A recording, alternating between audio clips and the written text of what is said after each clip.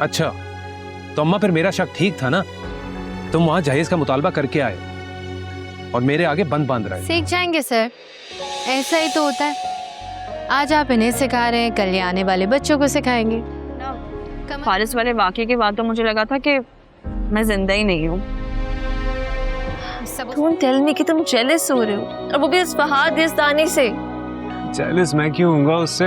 अब कल तुम मेहर की फैमिली के सामने बिछ मत जाना, लीड ही रहना बिल्कुल ही। मेरी सोच में है तू हर दफा। बहुत बड़ा काम है। अम्मा तो सुकून की सांस तुमने भी नहीं ली। उन्होंने बोला और तुम चली गई तारीख तय करने के लिए। देख सफदर, चुप कर जा। ये बगैर सर पैर के बातें ना मुंह से निकाला कर। नेक काम होने जा रहा है ना, बस उसे अच्छे से होने दे। भाई अगर आज मैं किसी की मजबूरी का ख्याल करूंगी तो कल को वो भी मेरे साथ अच्छा चलेगा। अच्छा, क्या बात है? यानी उनके मामलात पूरे हो जाएं, तुम्हें वाकई इस बात की फिक्र है? और वो क्या था जो तुम और तुम्हारी बेटी मुंह भरकर जहेज की बात कर रहे थे, उसका क्या था? ऐसे सफदर, तू एक बात के पीछे पड़ ना जाए, छोड़ता नहीं है उसे। तो बता इसको, मैं साफ साफ मना करके आई हूं उन्हें कि हमें जहेज में एक फूटी कौड़ी भी नहीं चाहिए। और ये भी कह दिए चाहे लड़की 2 जोड़ों में रुखसत कर दें, कोई एतराज नहीं है, मुझे कुछ नहीं चाहिए। बस कर दो अम्मा, बात वो किया करो जिस पर यकीन है। बहुत अच्छे तरीके से जानता हूं मैं तुम्हें। इतनी आसानी से ना तुमने और ना ही तुम्हारी बेटी ने जहेज की जिद छोड़ी होगी। देख रहा पे, सच्ची बड़ा दिल दुखाता है ये मेरा। मुझे तो तेरा इतना भी एतबार नहीं रहा। आज तू अकेले में किसी के सामने नहीं कर रहा, लेकिन कल को जब तेरी बीवी आ जाएगी उसके सामने भी जलील करेगा अपनी माँ को। बोल भी किसको रही हो अम्मा? अपनी बेटी से। अम्मा तुम पर तो मैं फिर भी यकीन कर लूं, इस पर तो मुझे बिल्कुल भी यकीन नहीं है। जबान के आगे खंदक है, इसने तो लास्ट भी कुछ ना कुछ बोला होगा। हाय अल्लाह, कसम ले लो सफदर, जो एक लफ्ज निकाला हो मुंह से मैंने। तुमने कहा था ना, इसलिए मुंह पे ताला मार लिया था मैंने अपनी, कि मैं कोई बात करूंगी ना तो मेरी गले आ जाएगी वो बात। मुझे पता था मेरी हर बात पकड़ोगे तुम, इसीलिए मैंने मुंह बंद रखा अपना। हाँ ठीक है, फिर अच्छी बात है, आगे भी फिर मुंह बंद ही रखना। वैसे एक बात तो बता सफदर, देख बेटा, मैं कसम खा रही हूँ, मैंने मना कर दिया उन्हें जहेज का, लेकिन वो भी अच्छे ही लोग हैं ना। अब अपनी बेटी को खाली हाथ तो नहीं रुखसत करेंगे। देख मैं तुझे बताए दे रही हूँ, अगर उन्होंने कुछ भी दिया अपनी बच्ची को ही देंगे, तो तमाशा ना लगाना। अच्छा, तो अम्मा फिर मेरा शक ठीक था ना? तुम वहां जहेज का मुतालबा करके आए और मेरे आगे बंद बांध रहे। देख सफदर, दिमाग नहीं खराब है हमारा, तेरे तेवर अच्छी तरह देख लिए हैं मैंने। पागल है ना कि उनको जाके ये कह के आ जाए, उसके बाद तू तमाशा बनाता रहे सबके सामने, हमें जलील करे। मैंने कहा खानदानी लोग हैं, चाहे सादे से ही सही, लेकिन अपनी बच्ची को खाली हाथ तो नहीं रुखसत करेंगे। अगर उन्होंने कुछ दे दिया अपनी मोहब्बत में तो तू बिला वजह तमाशा बनाएगा। बस इसीलिए समझा रही थी बेटा कि अपनी माँ की लाज रख लेना, तमाशा ना करना। हाँ देख लेंगे अम्मा, लेकिन अच्छा यही होता कि तुम इतनी जल्दी ना मचाते। हाय है, क्या जल्दी है बेटा, नेक काम में देर नहीं करनी चाहिए। और पहले तो तू मुझे कह रहा था कि तुझे मेरी शादी का ख्याल नहीं है, मेरी उम्र गुजरती जा रही है। अब करा रही हूं तो ऐसी बातें करता है, तेरी भी मुझे समझ नहीं आती। अच्छा ठीक है, मैं नहीं कर रहा बहस। मेरे लिए भी एक कप चाय ले आओ। वाह, ये अच्छी बात है। पहले जी भर के दिल दुखा लो, जलील कर लो, और उसके बाद उन्हीं पर हुक्म चलाओ कि चाय बना कर ले आओ। अच्छा सफदर, तुम्हारी शादी हो रही है, बीवी आएगी ना, उसको इस तरह जलील करना और फिर उस पर हुक्म चलाना। देखती हूँ कितना मानती है वो। हम बहनों का ज़र्फ होता है, बर्दाश्त करती हैं सब। हाँ, तुम भी मुझे अच्छी तरह जानती हो, मुझे सबको अपनी औकात में रखना आता है। हाँ बड़ा। सुन, मेरे लिए भी गर्म चाय लेकर आएंगे। नौकरानी हूँ मैं इस घर की। तो एक छोटे छोटे काम करती है और अपने आप को बोल क्या रही है? नौकरानी हो। तू पास आ जाया कर, बहन है तेरी।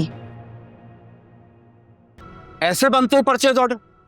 आई मीन कि तुम्हारी वो फैंसी यूनिवर्सिटी ने तुम्हें एक परचेज ऑर्डर बनाना तक नहीं सिखाया।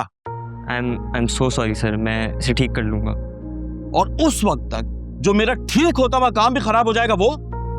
I promise sir, this is the last time. समझ नहीं आता मैं क्या करूं। जब तक इस काम के लिए मैंने पुराने बाबे रखे थे वो तो फ्रॉड करके चले गए, और जब ये फैंसी शिवेंसी यूनिवर्सिटीज के फ्रेश ग्रेजुएट मैंने रखे तो उनके इनएक्सपीरियंस की वजह से मुझे नुकसान हो रहा है। सीख जाएंगे सर, ऐसा ही तो होता है। आज आप इन्हें सिखा रहे हैं, कल ये आने वाले बच्चों को सिखाएंगे।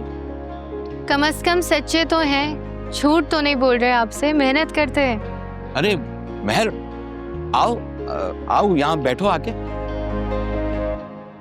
भाई, जब से तुमने उस वेयर हाउस का फ्रॉड पकड़ा है तब से मुझे ऐसा लगता है कि तुम्हें हमारी टीम का हेड होना चाहिए था। मैं तो बस तुम्हें ही याद करता रहता हूँ। मैं भी आपको बहुत याद करती हूँ सर। मेरा मतलब है YTK। शाबाश।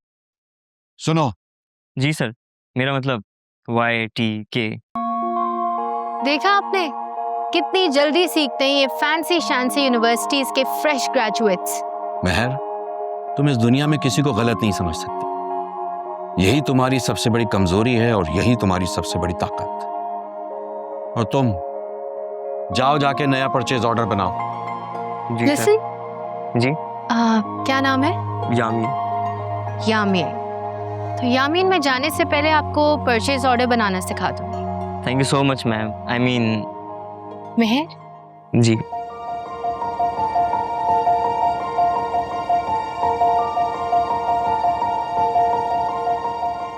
Well, I am so happy for you, Mehar. Safdar भाई, क्या बात, बहुत ही लकी जेंटलमैन है ये। वो लकी है या मैं, ये तो बाद में ही पता चलेगा। लेकिन अगर आप मेरी शादी पर आए तो मुझे लगेगा मेरे मेंटोर, मेरे लकी चार्म मेरी शादी पे आए तो सभी ठीक होगा। डोंट वरी, मैं डेफिनेटली वहां आऊंगा। बल्कि जब मैं वहां आऊंगा तो बिल्कुल डिफरेंट नजर आऊंगा, बिकॉज आई एम YTK। होना क्या था फिजा, उन्होंने आगे से मुझे इतनी बातें सुनाई कि मेरे तो ना कानों में से धुएं निकलने लग गए। लगता है मेहर आपी की सास बहुत तेज है। ऐसी वैसी, मुझे लगता है एतराज का ना नुक्ता वो अपने साथ लेके घूमती हैं। मेहर आपी को बहुत बच के रहना पड़ेगा उनसे। इस बात की ना तुम फिक्र ही मत करो, मैं ऐसा ट्रेन करूंगी ना आपी को कि उनकी सास ना तौबा करेगी उनसे। लेकिन ना फिजा, बस एक ही बात की टेंशन है मुझे कि उनकी शादी इस तरह ही अचानक हो रही है इतनी जल्दी। अगर अम्मी और भाई ने उनकी बात पे हामी भरी है तो कुछ सोच समझ के ही भरी होगी ना। हाँ, ये बात तो है। अब लेकिन फिजा, कितना मजा आएगा ना आपी की शादी पे। हम खूब मस्ती करेंगे, हल्ला गुल्ला करेंगे। और अगर तुमने कोई भी ड्रामा किया है कि मैं नहीं आ रही हूँ या ये या वो, तो तुमसे मेरी दोस्ती खत्म। मतलब क्या, कैसी बातें कर रही हो तुम? जाहिर है मैं आऊंगी, तुम नहीं भी बुलाओगी तो भी आऊंगी मैं। ये की ना तुमने मेरी बेस्ट फ्रेंड वाली बात।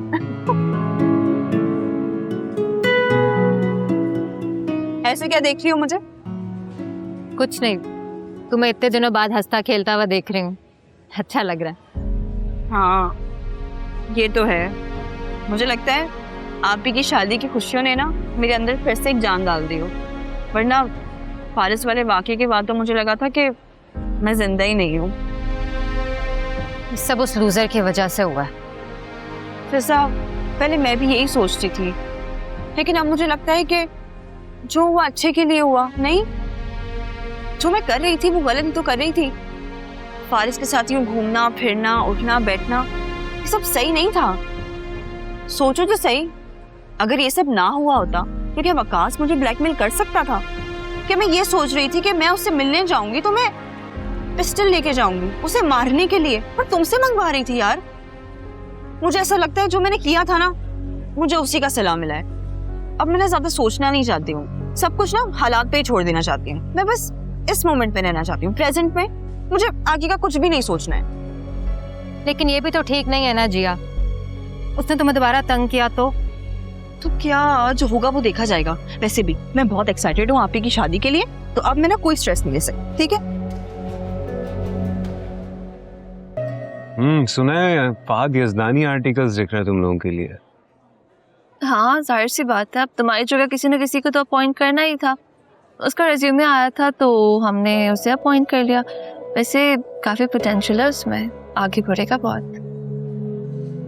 पोटेंशियल तो है उसमें, लेकिन हमने अपॉइंट कर लिया से क्या मतलब है? हाँ वो सर आसिफ और सर अहमद ने मुझसे पूछा था कि तुम्हारा बैचमेट है कैसा है, तो मैंने रिकमेंड कर दिया। मैंने कहा हाँ अच्छा है। हाँ बिल्कुल, तुम तो रिकमेंड करोगी उसे। आखिर यूनिवर्सिटी में सारा टाइम तुम्हारे पीछे पीछे जो फिरता था। क्या तुम पुरानी बातें लेके बैठ गए हो? अब तो वो काफी चेंज हो गया है, काफी मैच्योर हो गया, और अब ऐसे इस तरह कोई बात भी नहीं होती, बस सलाम दुआ और चला जाओ। हाँ तो यही अच्छा है उसके लिए। तुम टेल मी कि तुम जेलस हो रहे हो, और वो भी इस फहाद यज़दानी से। जेलस मैं क्यों होऊंगा उससे? मुझे तो वो हमेशा से ही डम लगता था, और अब भी आई एम श्योर वैसा ही होगा। नहीं अब ऐसा भी नहीं है, अच्छा काम कर रहा है। वैसे तुम्हें किसने बताया कि उसे अपॉइंट किया? हाँ वो एक्चुअली मैगजीन पढ़ रहा था मैं, तो मेरे कॉलम की जगह उसका कॉलम लगा हुआ था, तो जाहिर है समझ में आना ही था। ये बताओ वो बारी साहब कैसे हैं? बारी साहब तो ठीक है, तुम पता आजकल बहुत मेहरबान हुए वे मुझ पे। संभल के रहना उनसे, फिसलने की आदत है उन्हें। और मुझे भी इन फिसलने वालों को ठीक करने की आदत है। ये छोड़ो, ये बताओ, सुना है कि तुम्हारे ऑफिस में बड़ी प्यारी प्यारी लड़की है? हाँ वाकई, ये बात मुझे क्यों नहीं पता? तुम पे सारी खबर रखी है मैंने। अरे कुछ भी नहीं है, ऐसा कोई भी नहीं है, सच बता रहा हूँ। पक्का? हाँ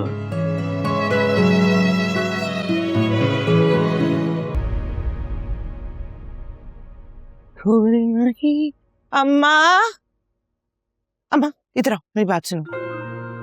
मुझे एक बात जहन में आई, अब कल तुम मेहर की फैमिली के सामने बिछ मत जाना, लीदी रहना बिल्कुल ही। हटो, बिछती है मेरी जूती। अच्छा सुनो, और तुमने बोलना है कि निकाह के फौरन बाद खाना लगा दें। सब पता नहीं कहाँ कहाँ दूर से आएंगे, एक तो हॉल भी रख लिया है पता नहीं दुनिया के इस कोने में। है उन बेचारों की कहाँ हैसियत, हमारे वाले हॉल बुक कराएं। वो सुना नहीं था सफदर क्या कह रहा था? तारा था इतने नर्क बढ़ गए हैं ना हॉलों के कि जिसकी हद नहीं, इसीलिए तो उन्होंने जान छुड़ाने के लिए इतनी दूर बुक कराया है हॉल। ये मैं सोच रही थी वहां के हॉलों के पैसे यहाँ के हॉलों से तो आधे ही होंगे ना। बहुत ही गए गुजरे लोग हैं कसम से। एक तकरीब आई थी ना उन लोगों के हिस्से में, और उस पे भी ऐसी कंजूसियां दिखा रहे, उसको तो जरा बढ़ा चढ़ा के अच्छे से कर लेते। चलो तू क्यों फिक्र करती है, तेरी अम्मा ने कौन सा हिसाब पीछे छोड़ दिया। मैंने तो फट से कह दिया उसकी माँ को कि बीबी पसंदाजी और कंजूसी में फर्क होता है। भाई कसम से सफिया का तो ऐसा मुंह बना कि तू देखती रह जाती। ये बातें तब क्यों नहीं करती हो जब मैं होती हूँ सामने? ना तुझे ही शौक था भाभी के साथ जुड़ के बैठने का। चल कोई बात नहीं, फिर दिखा दूंगी बातें, बहुत सुनाऊंगी उनको टका टका के। ठीक अच्छा चला मुझे कपड़े दिखा। चल, अच्छा सा जोड़ा निकाले तुम्हारा।